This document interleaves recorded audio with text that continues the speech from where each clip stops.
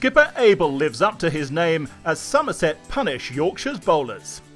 After posting 399 in their first innings, Somerset were frustrated on day 2 by a century stand between Tom Kohler-Cadmore and Andrew Hodd, but a couple of late wickets had left Yorkshire on 292 for 7, still 107 runs behind.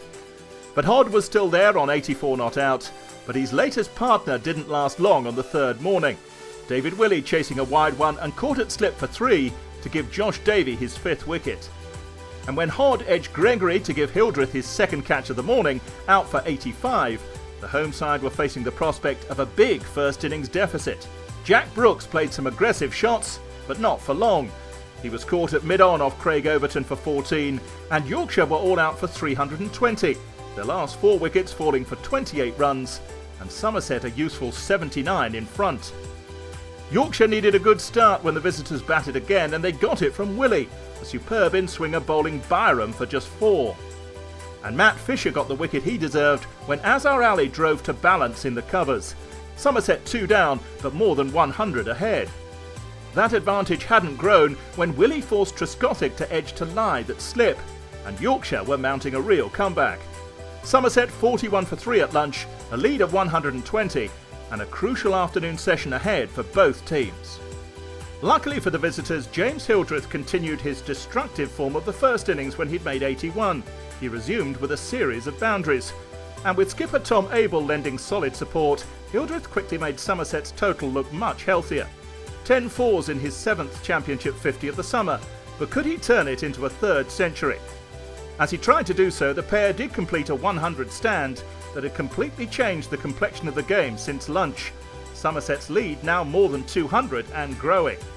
Almost unnoticed, Abell completed his 50 and Yorkshire were on the back foot until the introduction of Lythe. Hildreth edged him behind for 72 to end an impressive partnership worth 135. With Hildreth gone, Abell went on the attack, aiming to take Somerset's lead up to 300.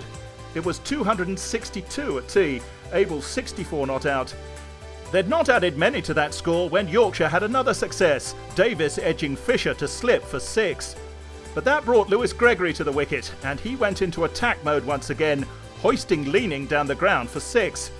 With Somerset scoring freely, that 300-run lead was soon achieved, Gregory and Abell adding 50 in just 7 overs. But there was no doubt that Gregory was the main threat. He deposited Brooks into the stand for another maximum. And his 3rd 6 of the innings, this time off Fisher, took Gregory to his half-century from just 35 balls. But 6 balls and 7 runs later he was gone, caught in the deep off Willey. But Somerset's lead was already past 350. And when Abell added another 4, the captain had reached his first championship century of the summer. Along with Craig Overton, he kept going as the home side's deficit moved past 400. Overton was eventually run out for 27, beaten by Shaw's throw when attempting a second run, and that was Abell's cue to declare. The captain 132 not out, in a total of 339 for 7.